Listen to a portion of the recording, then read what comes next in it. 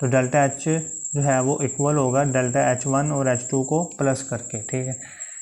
तो स्टूडेंट्स हम आज लेके आए हैं thermodynamics stars MDCAT practice book में थर्मोडाइनमिक्स के क्वेश्चन। इससे पहले आपने अगर कोई देखने हैं तो chemical bonding, fundamental concept, reaction kinetics और भी बहुत सारे चैप्टर्स के हमने सॉल्व किए हैं, आप देख सकते हैं। आज हम करते हैं थर्मोडाइनमिक्स के स्टार्ट, तो शुरू करते हैं। अगर आप नए हैं तो चैनल को लाइक, शेयर और सब्सक्राइब कर दें। क्वेश्चन नंबर 1 है, if enthalpy change is written in negative sign then the reaction will be. कि अगर इंथैल्पी को अगर हम नेगेटिव साइन में लिखें तो रिएक्शन कौन सा होगा।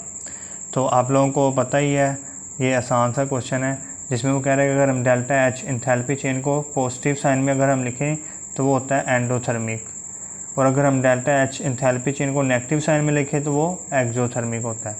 तो उसने यहाँ पे क्वेश्चन में पूछा कि अगर हम नेगेटिव साइन में लिखें एंथैल्पी चेंज तो वो कौन सा होगा, फिर वो एक्सोथर्मिक होगा। तो यहाँ पे कौन सा है एक्सोथर्मिक की ऑप्शन हमारे पास, वो है ए ऑप्शन, तो पहले का ए आंसर। आगे जी, delta H per mole is expressed in units of, मतलब एंथैल्पी का यूनिट क्या है। तो एंथैल्पी का हमें पता है कि हम किलो जाउल में मेजर करते हैं, पर मोल, किलो जाउल पर मोल में मेजर करते हैं, ठीक है जी, किलो जाउल पर मोल। तो पर मोल उसने क्वेश्चन में लिख दिया था, तो हम सिलेक्ट करेंगे किलो जाउल। बाकी तीनों देखो फ़ारेनहाइट, सेल्सियस और केल्विन, ये तो टेम्परेचर की यूनिट है। Question number 3, which one of the following is not a state function. तो ये एमसीक्यू जो है स्टेट फंक्शन के बहुत बार आए हुए हैं। ये हमेशा यही पूछता है कि स्टेट फंक्शन कौन सा नहीं है, ये बताना है।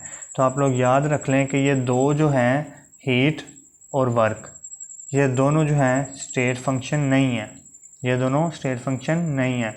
बाकी जो ज़्यादातर हमारी बुक में लिखा है एंथैल्पी चेंज, उसके अलावा internal energy, pressure, temperature, volume, वो सारे स्टेट फंक्शन होते हैं।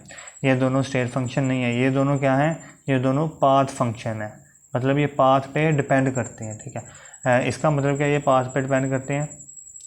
ये मैंने एक रिएक्शन लिखा जिसमें ये ए जो है वो डी प्रोडक्ट में जा रहा है। अब इसके 3 रास्ते हैं, एक तो ये है कि ये इस वाले रास्ते से चला जाए, जिसको हम कह देते हैं ये सी रास्ता है, और एक ये है जो इस वाले रास्ते से चला जाए, इसको हम कह देते हैं ये बी रास्ता है, और एक ये रास्ता है जिसको हम कह देते हैं ये ए रास्ता है, ठीक है।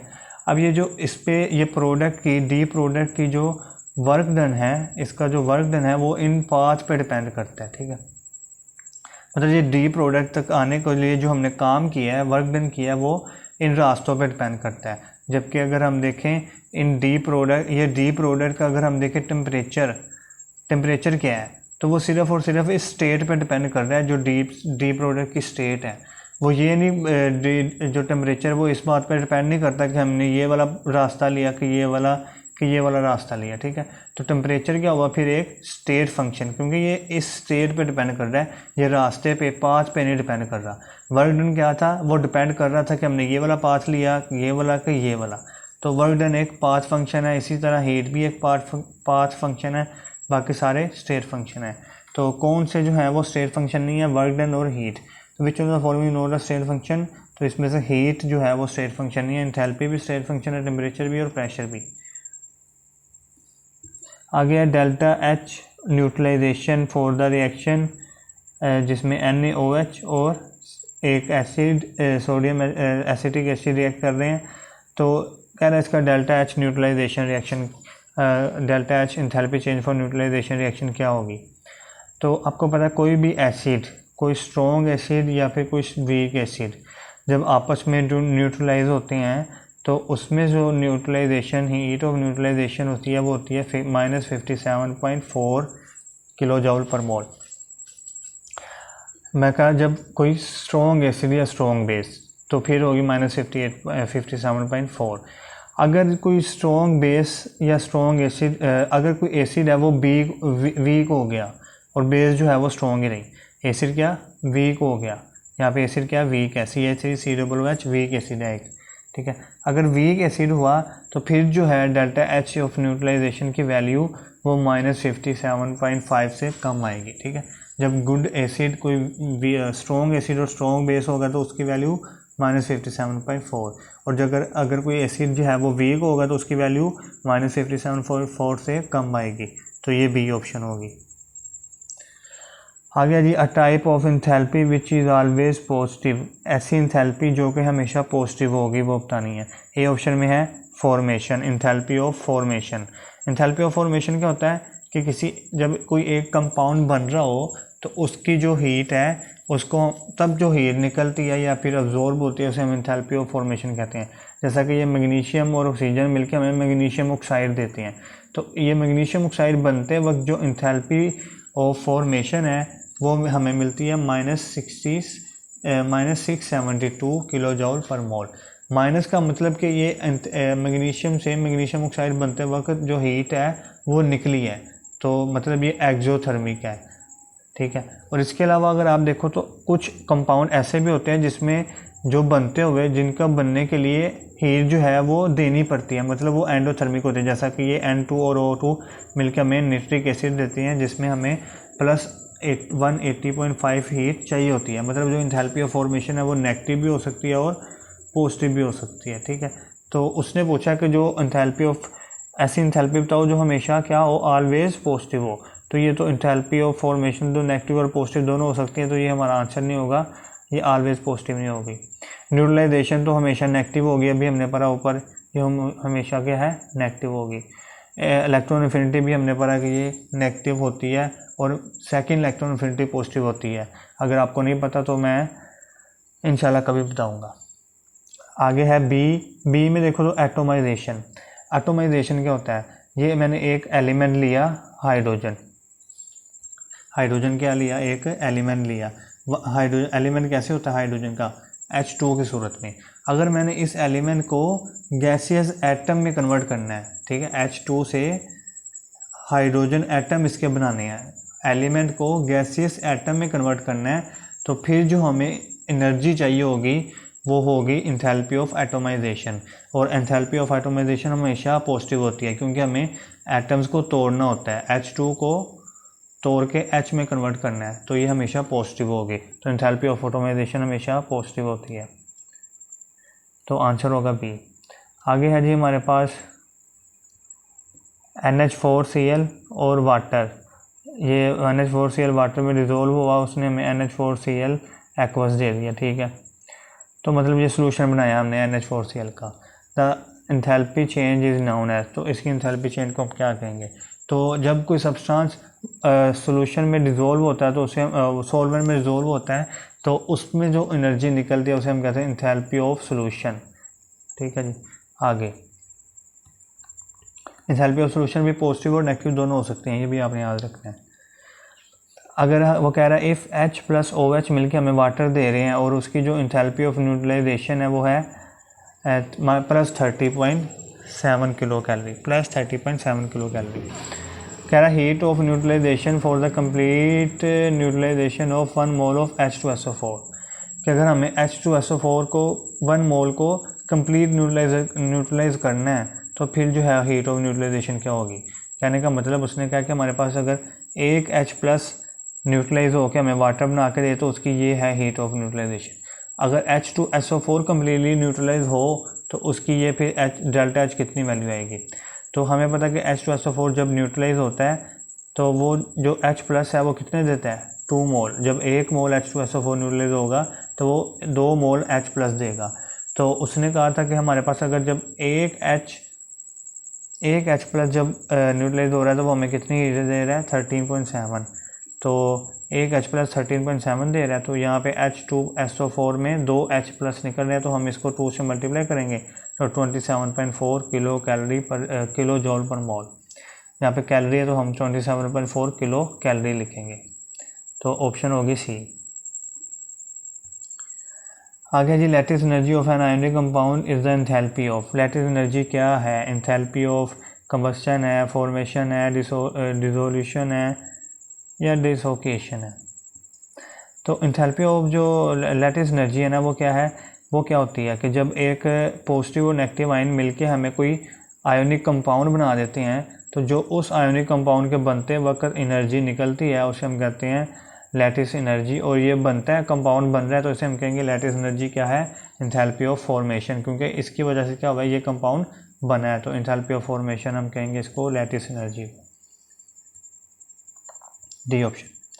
Which of the following values of heat of formation indicates that the product is least stable? तो कौन सी वैल्यू जो है वो हमें बता रही है कि जो प्रोडक्ट है वो क्या है, लीस्ट स्टेबल है। तो एक रिएक्शन देख लेते हैं जिसमें ये ए रिएक्टेड बी प्रोडक्ट में कन्वर्ट हो रहा है। अब उसने इस बी प्रोडक्ट, अब ये देखें अगर आप इस बी प्रोडक्ट से अगर हीट निकली, मतलब डेल्टा एच जो है वो नेगेटिव आया, नेगेटिव का मतलब हीट निकलेगी, तो मतलब ये बी प्रोडक्ट से हीट निकल रही है, तो किसी भी सब्सटेंस से अगर हीट निकले, एनर्जी निकले, तो वो सब्सटेंस स्टेबल हो जाता है। तो मतलब अगर नेगेटिव डेल्टा एच की वैल्यू नेगेटिव आ रही है तो वो स्टेबल होगा क्योंकि उससे हीट निकल रही है। और अगर इस डेल्टा एच की वैल्यू पॉजिटिव आए तो मतलब इसमें हीट एंटर हो रही है, प्रोडक्ट में हीट एंटर हो रही है।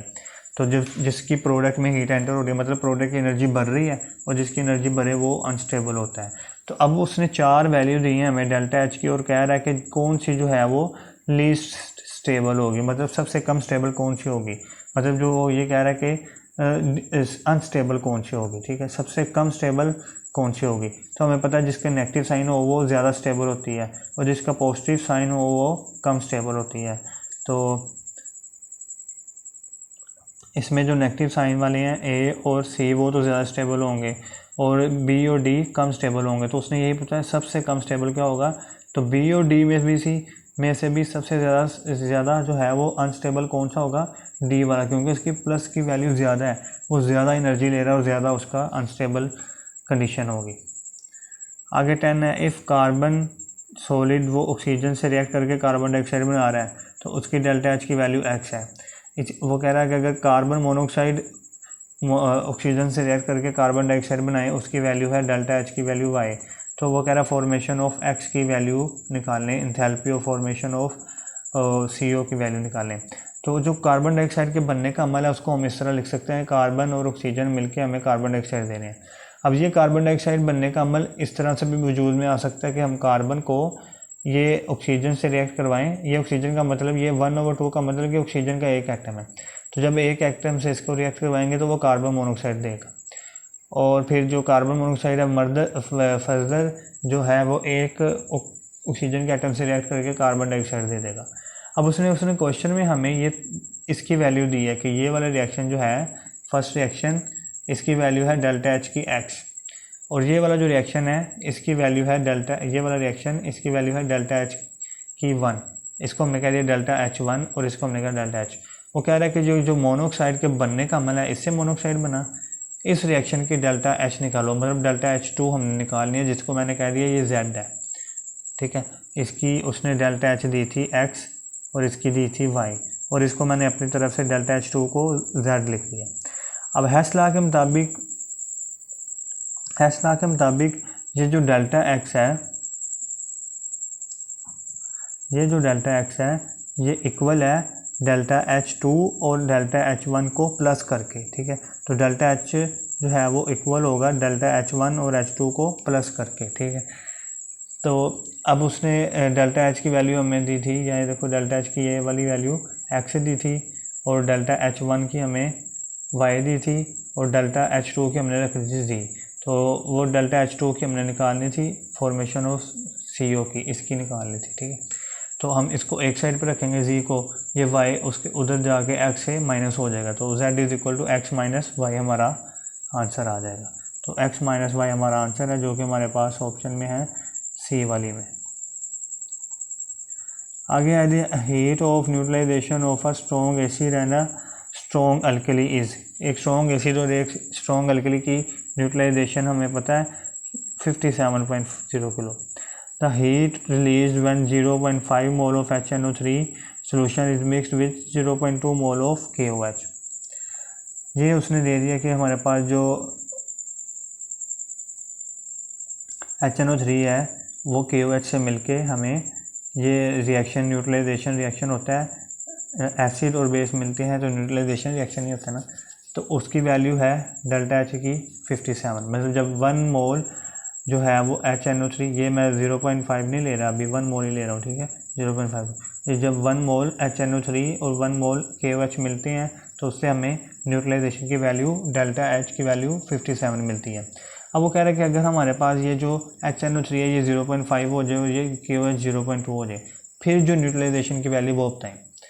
तो अब देखो दोनों में से जो सबसे कम है 0.2, तो फिर हमें लिमिटिंग रिएक्टेंट भी KOH ही होगा क्योंकि उसकी वैल्यू कम है, जो कम हो वो लिमिटिंग रिएक्टेंट होता है, तो फिर डेल्टा H की वैल्यू भी इसी के मुताबिक आएगी। ठीक है, तो देखो अगर KOH 1 मोल था तो जो डेल्टा H की वैल्यू थी वो 57.58 थी, और अगर KOH 0.2 मोल हो गया, KOH 1 मोल उसकी 57.5 उसकी वैल्यू, अगर KOH 0.2 मोल हुआ तो फिर उसकी वैल्यू कितनी आएगी डेल्टा H की। तो इसको क्रॉस मल्टीप्लाई करके देख लें तो 57 0.2 से मल्टीप्लाई होगा कि X 1 से 57 इंटू 0.2, और 0.2 को अगर हम सॉल्व करें, पॉइंट हटाएं तो नीचे आ जाएगा 10, 2 1 द 2, 2 5 द 10, 5 1 द 5, तो 5 को अगर आप 57 डिवाइडेड बाई 5 आ गया ना, तो 5 को अगर आप डिवाइड करो इससे तो आपके पास आंसर आएगा तकरीबन 11.4 के करीब। तो 11.4 हमारा आंसर होगा। आगे the amount of heat evolve और एब्जॉर्ब एट कांस्टेंट वॉल्यूम, मतलब heat evolve eight constant volume, volume जो है वो कांस्टेंट है। ये देखो QV, इसका मतलब जो हीट है ये Q, ये V मतलब कांस्टेंट वॉल्यूम पे, is equal to dash of system. तो आपने पढ़ा होगा कि जो QV होता है वो इक्वल होता है इंटरनल एनर्जी के, चेंज इन इंटरनल एनर्जी के, और QP इक्वल होता है चेंज इन इंथैल्पी के। ठीक है जी, QV इक्वल होता है change in internal energy, QP equal होता है चेंज इन इंथैल्पी। तो उसने यहाँ पे पूछा है एट कांस्टेंट वॉल्यूम मतलब चेंज इन इंटरनल एनर्जी के इक्वल होगा बी वाली ऑप्शन। नेक्स्ट क्वेश्चन है विच of the following is not state function. State function जो है वो कौन सा नहीं है। तो आप लोगों को पहले बता चुका हूँ कि जो हीट और वर्क डन है ये दोनों ही स्टेट फंक्शन नहीं है, ये दोनों पाथ फंक्शन है। तो देखें इसमें से वर्क सी वाली ऑप्शन स्टेट फंक्शन नहीं होगा। The sum of all kind of energy of system is called internal energy, they include. Internal energy में क्या क्या आ जाता है, तो इंटरनल एनर्जी में हर तरह की एनर्जी आ जाती है। अब चाहे वो इंटरनल एनर्जी को हम E और U से भी लिख सकते हैं, चाहे वो इंटरनल एनर्जी जो एनर्जी आती है, इंटरनल एनर्जी में जो एनर्जीज आती हैं वो काइनेटिक एनर्जी रोटेशनल भी हो सकती है, वाइब्रेशनल भी, ट्रांसलेशनल भी, हर तरह की काइनेटिक एनर्जी आ जाती है। साथ ही पोटेंशियल एनर्जी भी हर तरह की आ जाती है, जो न्यूक्लियस के और इलेक्ट्रॉन के दरमियान चाहे इलेक्ट्रॉन की पोटेंशियल एनर्जी हो, हर तरह की जो एनर्जी सिस्टम में मौजूद हो उसको अगर प्लस करें तो वो इंटरनल एनर्जी के इक्वल आ जाती है। तो इंटरनल एनर्जी में वो कह रहा है कौन कौन सी आ जाती है एनर्जी, ट्रांसलेशन काइनेटिक एनर्जी अभी बताया, इलास्टिक पोटेंशियल एनर्जी अभी बताया, पोटेंशियल एनर्जी भी, all kinds of kinetic energy भी आ जाती है, ऑल ऑफ दिस ये सब आएंगी, डी वाली option. When a pressure of 500 Newton per meter square is applied to the volume changes from 0.05 to 0.03, the work done by the system। तो work done by the system निकालना है। Work done का formula होता है pressure into delta we. Delta we को हम लिख सकते हैं V2 माइनस V1, मतलब वॉल्यूम का चेंज। प्रेशर उसने दिया 500 और वॉल्यूम V2 माइनस V1। यहाँ पे देखो जो V2 होता है वो दूसरा वॉल्यूम होता है, ये हो गया V2 और V1 हो गया 0.05, तो V2 माइनस V1। तो V2 माइनस V1 किया तो ये आ गया 0.02। इसको अगर आप मल्टीप्लाई करोगे तो अगर इसको मैं सोल्व करूँ तो ये पॉइंट लगा के पॉइंट को ख़त्म करके ऊपर क्या बच जाएगा, फिर ऊपर 2 ही बच जाएगा। पॉइंट को ख़त्म करेंगे तो -2 बच जाएगा और नीचे 100। ये 2 0 से कैंसिल हो गए, 2 5 10 -10 हमारे पास आंसर आ गया वर्क डन का -10। आ गया जी if the amount of heat supplied at constant volume, constant volume है और उसकी हीट है 40 kilo, the temperature then work done on the system. Work done निकालना है जब हमारे पास जो हीट है वो कितनी है कांस्टेंट वॉल्यूम पे इतनी। तो आपको पता है कि जो वर्क डन का फॉर्मूला होता है वो होता है work done equal to pressure into delta V, मतलब वॉल्यूम का चेंज। अब वॉल्यूम का चेंज, वो ये क्वेश्चन में तो उसने कहा कि वॉल्यूम कांस्टेंट है, मतलब चेंज ही नहीं हो रहा, मतलब V2 और V1 सेम है, तो वॉल्यूम का चेंज क्या है, ज़ीरो है। तो P इंटू ज़ीरो कितना होगा, ज़ीरो, मतलब वर्क डन भी आ गया ज़ीरो। तो कांस्टेंट वॉल्यूम पे जो होता है ना वो वर्क डन हमेशा ज़ीरो होता है कांस्टेंट वॉल्यूम पे, तो वर्क डन ज़ीरो आ गया इस केस में। If for a gas pressure है हमारे पास ये 2 न्यूटन पर मीटर स्क्वायर, और वॉल्यूम चेंज मतलब डेल्टा वी जो हमारे पास है वो है वॉल्यूम का चेंज क्या है उसने 3 metre cube. Enthalpy of the system is 9 joule per mole. Internal energy of the system हमने निकालनी है। तो आपने ये फॉर्मूला पढ़ा होगा जिसमें इंथैल्पी जो इक्वल होता है वो internal energy plus P into delta we, जिसको हम वर्क डन भी लिख सकते हैं। अब उसने कहा कि हमें निकालनी है इंथैल्पी, क्या निकालनी है हमें, इंटरनल एनर्जी निकालनी है। तो हम इस इंटरनल एनर्जी को एक साइड पे कर लेंगे यहाँ पे, और जो डेल्टा एच है उधर जाके नेगेटिव माइनस हो जाएगा, ठीक है, माइनस पी डेल्टा वी, ठीक। डेल्टा एच इंथैल्पी की उसने वैल्यू दी है 9 जूल पर मोल, और वी डेल्टा वी की 3 और प्रेशर की 2। तो हमने वैल्यूज़ पुट की, डेल्टा एच की 9 माइनस 9 आ गया, पी की 2 डेल्टा वी की 3, तो 2 इंटू 3 6 माइनस 9, इसको करोगे तो -3 आपके पास आंसर आएगा। तो इंटरनल एनर्जी की वैल्यू आ गई -3, जिसको हम -3 जिसको हम 3 भी लिख सकते हैं बी वाली ऑप्शन में, क्योंकि इंटरनल एनर्जी प्लस आ गया जी the amount of heat supplied at constant pressure is 18 kilo joule per mole. जो हमने हीट अमाउंट एनर्जी जो हमने अमाउंट ऑफ हीट सप्लाइड जो हमने हीट सप्लाई की प्रेशर के एट कांस्टेंट प्रेशर पे, वो है हमारे पास 18 kilo joule per mole. The enthalpy change of system is, तो चेंज इन इंथैल्पी क्या होगा, तो अगर हमने हीट सप्लाइड की कांस्टेंट प्रेशर पे, कांस्टेंट प्रेशर है तो वो इक्वल होता है इंथैल्पी चेंज के, हमें पता है, और कांस्टेंट वॉल्यूम पे इंटरनल एनर्जी के इक्वल। वो कह रहा है कि heat change at constant pressure है 18 किलो जूल, तो इसकी जगह पे हमने लिख दिया 18, और ये इक्वल होता है इंथैल्पी चेंज के, तो मतलब 18 हमारा आंसर आ गया। हमेशा जो इंथैल्पी चेंज है वो इक्वल होता है heat change at constant pressure पे। Which of the following is endothermic process, कौन सा जो है वो एंडोथर्मिक प्रोसेस है। तो इसमें अगर आप देखें तो एंडोथर्मिक प्रोसेस कौन सा होगा, आपको पता है हाइब्रिड प्रोसेस तो हमेशा एक्सोथर्मिक होता है, ठीक है। फ्रीजिंग ऑफ वाटर, अगर हमने वाटर को फ्रीज करना है, ठीक है, मतलब वाटर को जमाना है, तो उसके लिए भी हमें इसको एनर्जी देनी पड़ेगी। ये भी एक मतलब एनर्जी इसमें से रिलीज़ होगी, वाटर जब आपस में ज्वाइन होगा तो एनर्जी रिलीज़ होगी, तो ये भी एक एक्सोथर्मिक है। कंडेंसेशन ऑफ स्टीम, अब वाटर को फिर वही वाटर के वेपर्स जो है उनको आपस में कंडेंस करना है ताकि वो लिक्विड बनाए, तो वो भी एक एक्सोथर्मिक। इलेक्ट्रोलाइसिस ऑफ वाटर, ये एक एंडोथर्मिक प्रोसेस है, क्योंकि इसमें हमें वाटर को तोड़ना पड़ेगा तो वो हीट देनी पड़ेगी, ठीक है, वो अब इलेक्ट्रिसिटी से दें या जैसे भी दें। इन एन एक्सोथर्मिक रिएक्शन, एक एक्सोथर्मिक रिएक्शन में delta H is assign, delta H को हम क्या वैल्यू देते हैं, तो अभी पीछे पढ़ के हैं। एंडोथर्मिक रिएक्शन में डेल्टा एच को वैल्यू देते हैं प्लस, और एक्सोथर्मिक में नेगेटिव। तो उसने पूछा एक्सोथर्मिक रिएक्शन में हम क्या देते हैं, नेगेटिव साइन देते हैं। First law of thermodynamics express है, फर्स्ट लॉ ऑफ थर्मोडायनेमिक्स को हम कैसे लिख सकते हैं, तो ये है first law of thermodynamics, B option में। इंटरनल एनर्जी का चेंज इक्वल होता है जो हमने हीट सप्लाई की और वर्क डन, मतलब जो हमने हीट दिया क्यू, ये वर्क डन को इंक्रीज़ करेगी और साथ जो हीट बच जाएगी वो इंटरनल एनर्जी को इंक्रीज़ करेगी। ये हमारे पास फर्स्ट लॉ है। इसको हम फर्स्ट लॉ ऑफ थर्मोडायनेमिक्स को हम law of conservation of energy भी कहते हैं।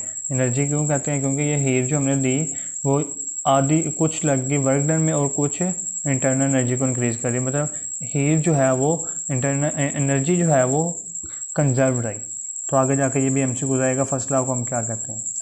आगे the condition for standard enthalpy changes, standard enthalpy change की कंडीशन क्या है कि हम उसके कब स्टैंडर्ड एंथैल्पी चेंज को मेजर करते हैं, तो उसकी कंडीशन है 1 atm, और साथ उसमें जो टेम्परेचर होना चाहिए वो होना चाहिए 250 डिग्री सेल्सियस। तो 250 को यहाँ पे केल्विन में दिया हुआ है, तो हम केल्विन में कन्वर्ट करें तो 298 होता है, तो 1 ATM 298 केल्विन हमारे पास सी वाली option. Which solution has delta E is equal to delta H and no pressure volume work. तो delta H is equal to delta E plus P delta V, आपको पीछे भी फॉर्मूला बताया था। तो कह रहा है कौन सा सिस्टम है जिसमें ये दोनों आपस में बराबर हो और ये वाली प्रेशर वॉल्यूम वर्क जो है वो ना हो, नो प्रेशर वॉल्यूम वर्क। तो ऐसा सिस्टम होता है गैस, ऐसा सिस्टम होता है लिक्विड और सॉलिड। क्योंकि लिक्विड और सॉलिड में ये जो डेल्टा भी है ना ये ज़ीरो हो जाता है, क्योंकि उनमें वॉल्यूम का चेंज इतना ज़्यादा नहीं होता, तो हम डेल्टा वी को अप्रोक्सीमेटली ज़ीरो लेते हैं। और जब इसको ज़ीरो लेंगे तो पी डेल्टा वी सारी की सारी वैल्यू ज़ीरो हो जाएगी और ये फिर डेल्टा एच डेल्टा ई के इक्वल आ जाएगा। तो मतलब सॉलिड और लिक्विड के केस में हम इसको बराबर मानते हैं। At constant volume heat of reaction is expressed as, तो अभी हमने पीछे पढ़ा था कॉन्स्टेंट वॉल्यूम पे जो हीट है वो किसके इक्वल होती है, इंटरनल एनर्जी के इक्वल डेल्टा ई। जो कॉन्स्टेंट पी भी होती है वो एंथैल्पी के equal. 25 MCQs।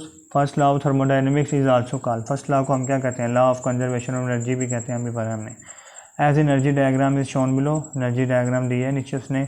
What is activation energy of reverse reaction, reverse reaction जो है उसकी एक्टिवेशन एनर्जी क्या होगी। रिवर्स रिएक्शन कौन सा है, जिसमें ये प्रोडक्ट रिएक्टर में वापस जाए, उसे हम रिवर्स रिएक्शन कहते हैं।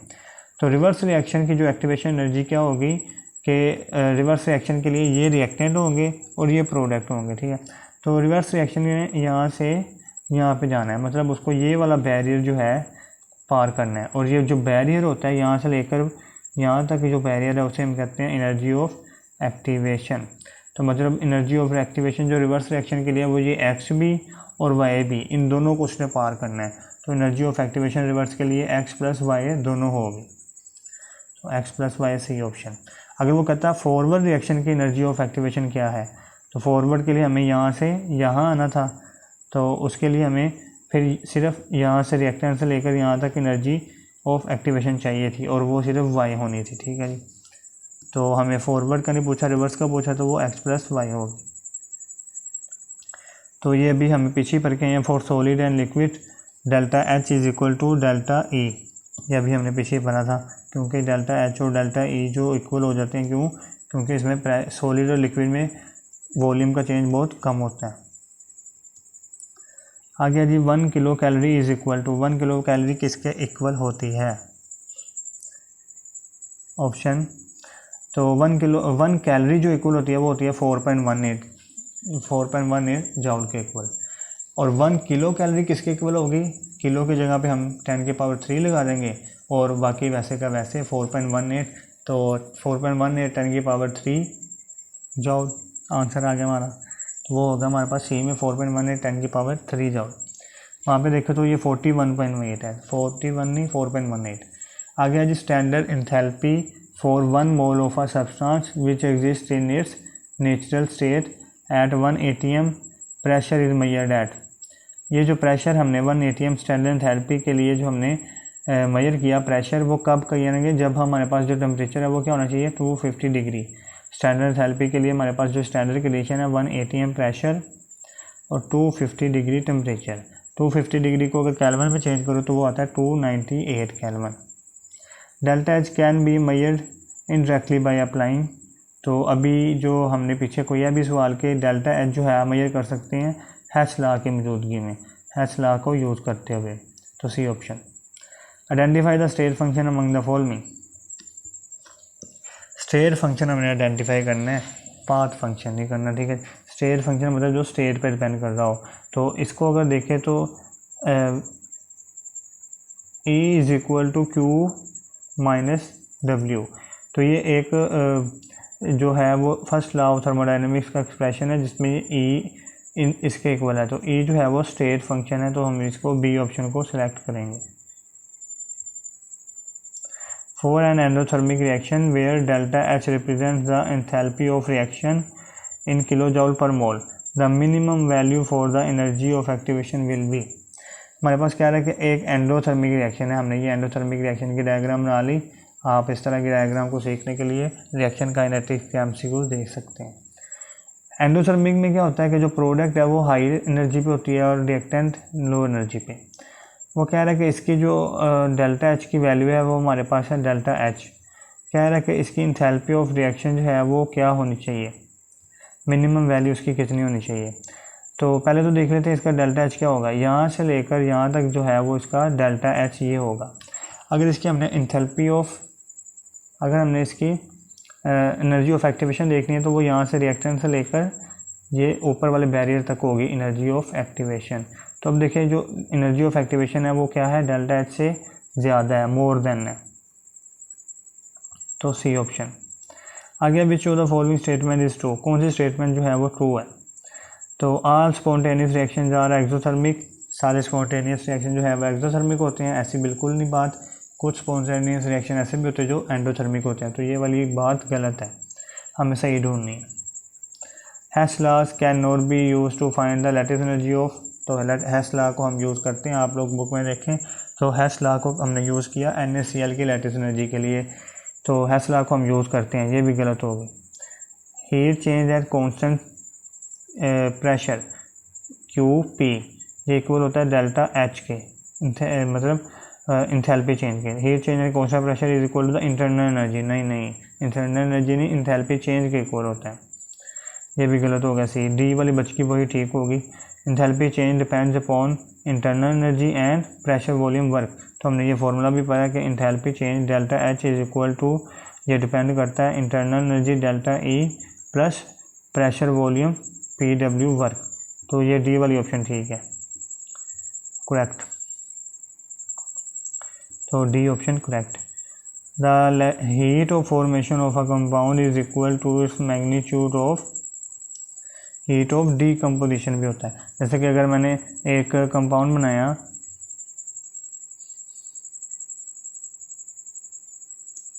मैंने ये कंपाउंड बनाया Na और Cl को मिलके हमारे पास Na प्लस और Cl में NaCl। अब इसकी जो हीट है फॉर्मेशन की वो उतनी ही होगी जब हम इसको NaCl को वापस इसके आयन में डीकम्पोज करेंगे। मतलब जो हीट ऑफ फॉर्मेशन है वो किसके इक्वल होती है, हीट ऑफ डीकम्पोजिशन।